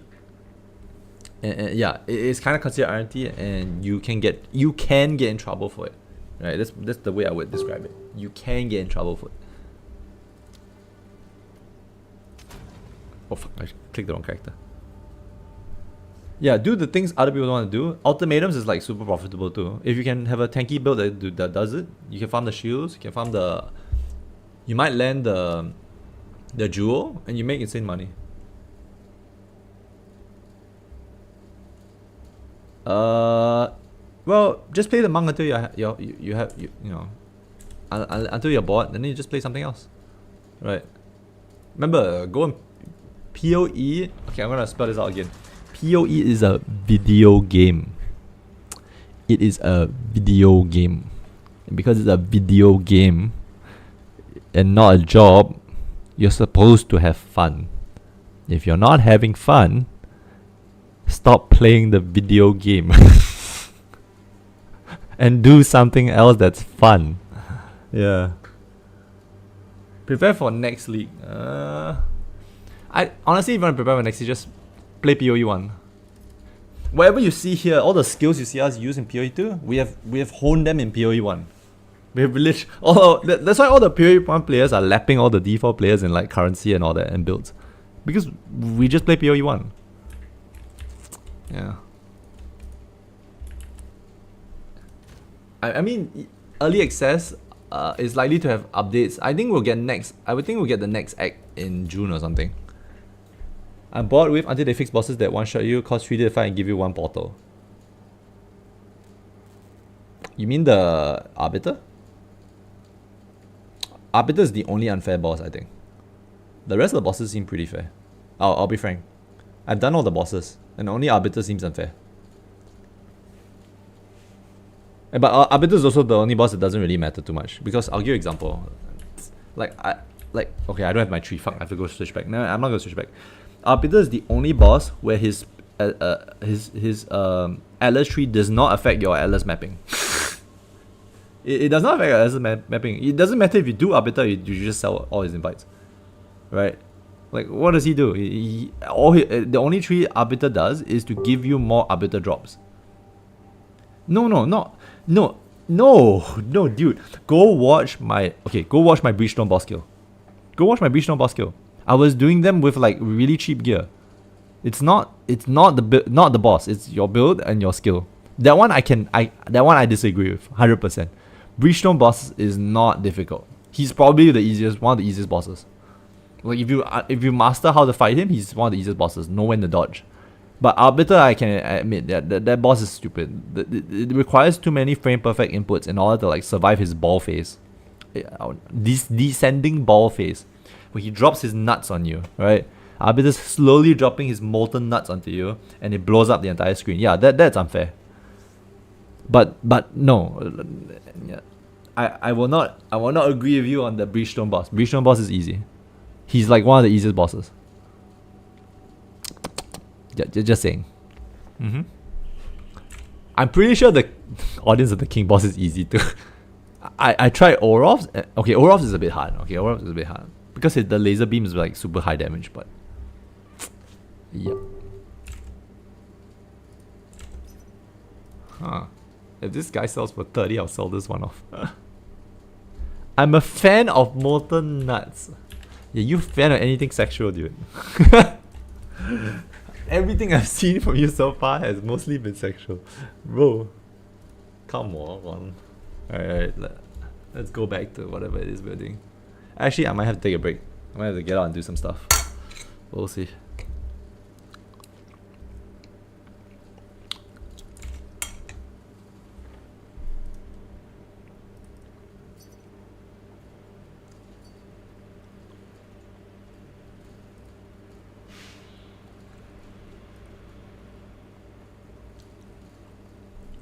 Message me.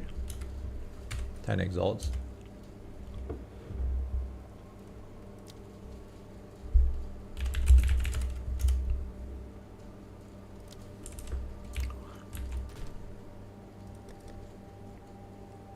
How do I get this audience a king? Rituals. It's a ritual reward.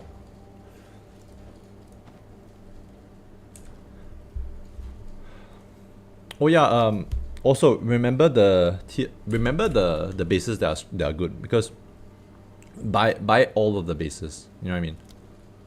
Literally buy all the good bases. Yeah, T50 maps, it just shows up. Just do a lot of rituals, yeah. Now, not every book is like optimized for rituals. So, you know, if you're getting shit on rituals, think about how you want to make your build more tanky. I'm gonna do 20 rituals to see if I can find one. Good luck with that, bro. I also thought the drop rate of it was a little low, but then I was doing breachstones, so like I was getting like insane number of breachstones. Yeah. And use of chance shards. Okay, I tried doing a chance shard gamble, and I got absolutely nothing. So I was trying to do stellar amulet gambles into Astra Mantis. I only got one unique, and it wasn't the Astra Mantis. In like 10, yeah, in 10 gambles. I didn't think it was worth it.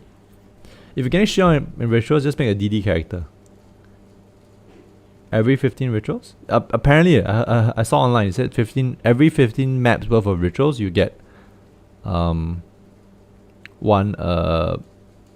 audience. But that's with an optimized tree, which means you have all the points already, right? Yeah. You may not have an optimized tree, and you may not have all the points, and that's fine.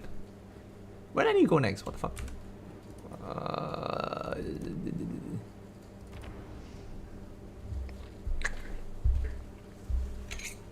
Unfortunately, expedition logbooks just have a really shitty payoff. Like right now, like what you started for 15x each, which isn't very much.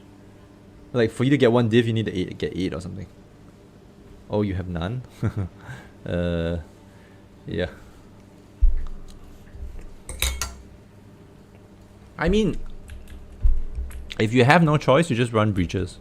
Can I see optimized tree? I don't have my trees on my other character, and I didn't focus on rituals.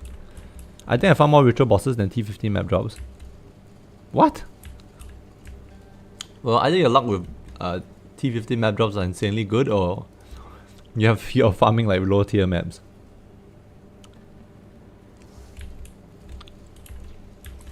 But yeah, like POE1, we all make money depending on what part of the economy you want to focus on. Like some leagues I do like Sanctum runners, some leagues I do Elk and Go mappers, some leagues I do juice stuff. It really depends on what you want. Oh shit. It depends on what you want to accomplish, honestly. Pick a strategy, understand how it works, make it work for you, just play it non-stop and optimize. Yeah. And learn from people who have gone ahead of you and figured things out. There's a reason why Fabgun is like super popular in the league. Like his sub count, his viewer count has gone up like crazy because you know, out of all the POE1 streamers, he's probably the guy who knows the most about how to make money, and he makes a fuck ton of money. Yeah, he makes a fuck ton of money. Fabgun is actually like richer than me by a factor of 2, I think. So everyone was like looking at my bills like, oh, you use so much money and this is not reasonable for an average player. Not reasonable, you can't do it, it's impossible. Are you RMTing? I'm like, bro, Fabgun's literally walking around with 2 times my net worth. 3 times my net worth even. And I have a mirror. And I have a mirror. He has 3 times my net worth and I have a mirror. Just saying. If you can farm harvest as of the first week, you're set for the league. Yeah, well, that's POE1, yeah. And you know you can even farm harvest now. Have you seen the boss atlas tree? Boss atlas tree says guaranteed 1 harvest, guaranteed harvest for any map that has a boss. And then you can add a harvest chance as well, and just farm up the big harvest SSs. Like you get a couple of them is 1 div or something. I mean, it's not as reliable as like Audience of the Kings or Breachstones, but it's still money.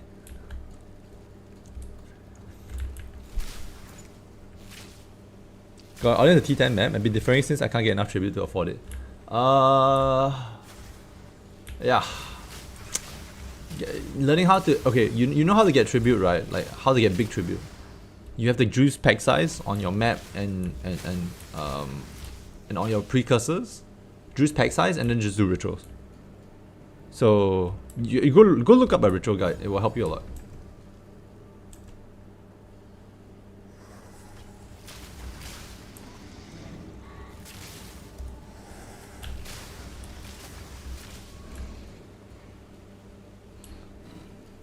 Figuring out convoluted mechanics before Reddit. The thing is that Reddit never figures out anything. I'll be frank. Reddit's full of dum-dums. They don't figure out anything. They just wait for other people to figure out for them, and then they'll just use it. That's how I'll explain Reddit. Reddit doesn't actually understand anything about the game. They just wait for other people to do so, and then they'll just copy it. They're just ahead of the pack because they talk about it amongst themselves, right? Like on Reddit, people just say, "Oh, this is what Fabgun's doing. Wow, it makes so much money." Yeah, that's what Reddit does. But they don't actually figure out strats by themselves. So. It's sometimes, you know the best funny thing about POE1 is? Sometimes the most profitable thing is not to do what the juicers are doing, but to make what the juicers are using. So like, imagine Fabgun is doing a strat and it requires a specific scarab, right? And before Reddit starts talking about it, you go and either farm up or buy out the market on that scarab. Then when they start talking about it, you sell. Yeah, you can do that too. Take advantage of lazy people on Reddit.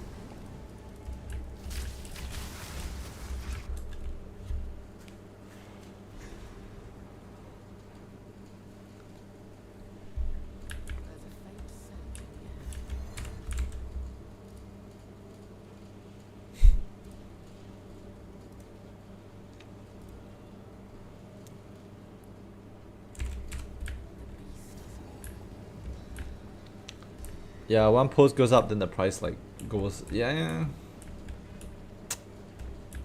Same with Matthew viewers. The thing about Matthew viewers I don't really understand is that Matthew actually doesn't make strong builds. He makes good builds, but he doesn't make strong builds. He only makes them look really nice because he's such a great player. Matthew is like mechanically gifted in the game compared to the average player. So like it looks like whatever he's playing is amazing, but actually it's just because it's Matthew. Yeah, but Ru has the same problem where whatever build he makes, the price shoots up like crazy. Like he made Queen of the Forest builds work. And before then it was like 13 exalts for one Queen of the Forest, and then after he was done, Queen of the Forest what now? What, 13 divines now? It hasn't gone back down because it's a T0 unit.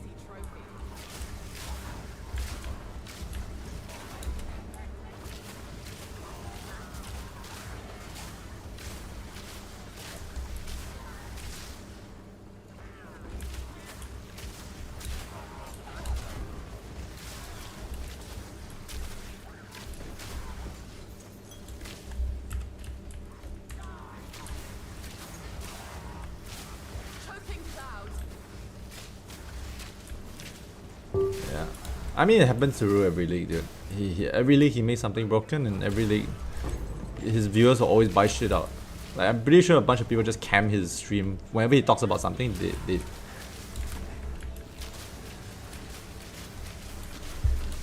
I'm gonna die here, am I? I don't have the. Alright, never mind. He's dead.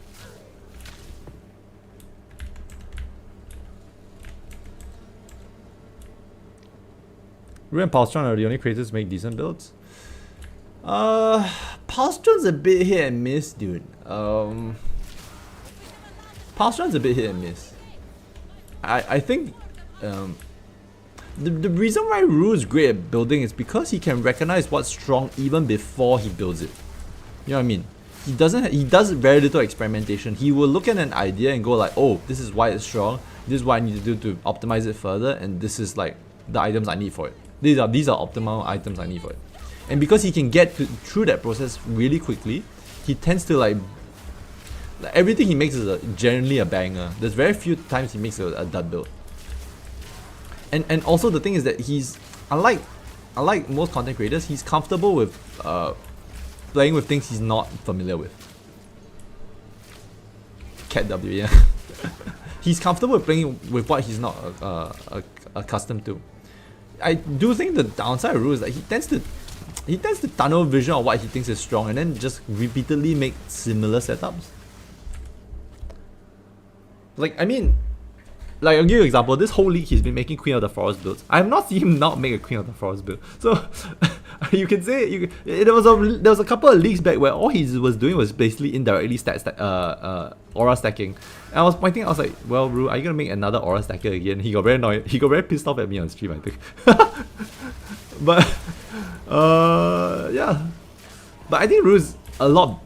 It's very interesting to see like people either get better at build making or they get worse. And Ru has always gotten better at build making. Like he every league he plays, he gets better.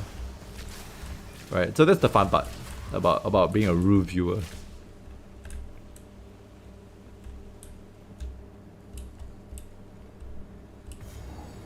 I can't watch Ru though. God lord, his stream is awful. Yeah. Oh fuck! What? It's lightning damage. Stop hitting me, brother. I must kill you so I can get my Flask. I need my levels.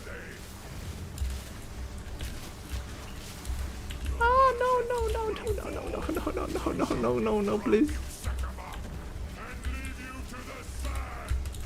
Ah! Oh no! Wait, was I supposed to stand in front of him? Did I fuck up? I'm minus 48, yeah. Do you have a suggestion on the ratio of the tri-stacking? The answer is you go to your stat page and respec from one stat to another stat, and then you will get an understanding of what your optimal values are, and then you settle. You answer the question yourself. There's no way for me to tell you. Oh fuck! Why do I keep tanking his shit? Maybe now that I know his moves, I'm just gonna sit there and damage him. Maybe not. Maybe I should just get lightning res.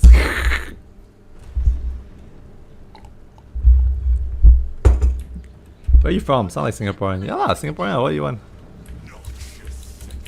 Oh my god, please! Stop hitting me.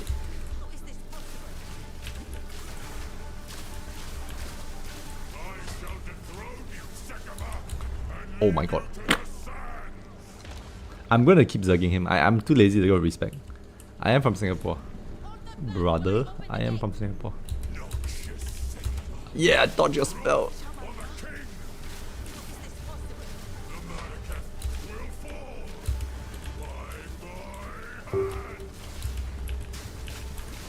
Do I have to stand here?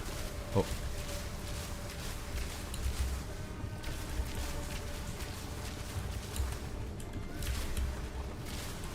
Who's this guy? Why are you inviting me? What? Brother, I'm in the middle of a boss fight. What is this? If I die, I'm blaming you, whoever you are. It's your fault. It's not because my build has negative 45 lightning res, it's because you invited me. Okay. The chili crab is nice. You guys are plebs, you know. You know the black pepper crab is much better. I'm joking, I'm joking. He conjures the very sands against us. I hate those people. Oh my god. He needs a carry. No. We must battle sorcery with sorcery. I did it, brother. I don't need a carry. Oh wait, you mean the guy who invited me? I don't know.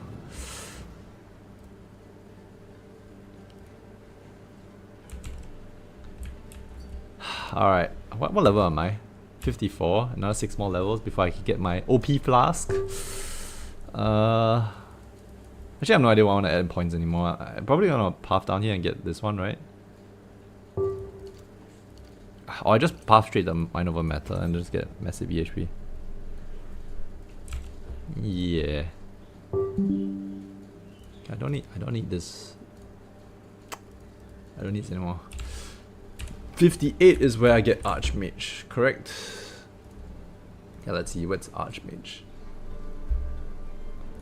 Can I get an Archmage for cheap? Archmage. I want a level 14 gem Archmage. And this guy's selling one. Very nice. This guy's also selling one.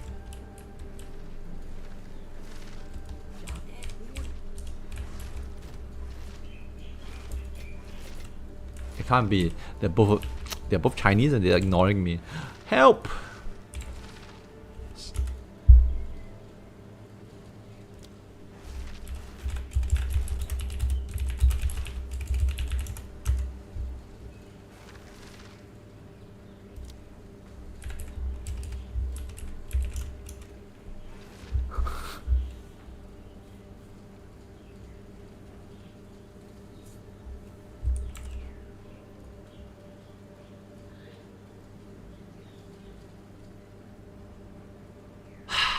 I have to pay 3. Another Chinese guy! Another Chinese guy who's gonna ignore me. Oh, come on. 0 to hero build? No, it's not gonna be a budget build. The Chinese guys are not. Why?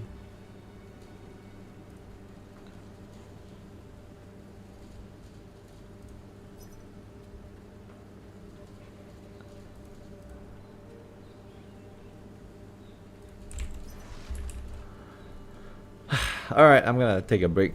I'll come back in like maybe 1 hour or half an hour, I don't know. Oh. I'm not sure if he's talking to you, Mr. Zero to Hero. XD. Alright, be right back. Be right back.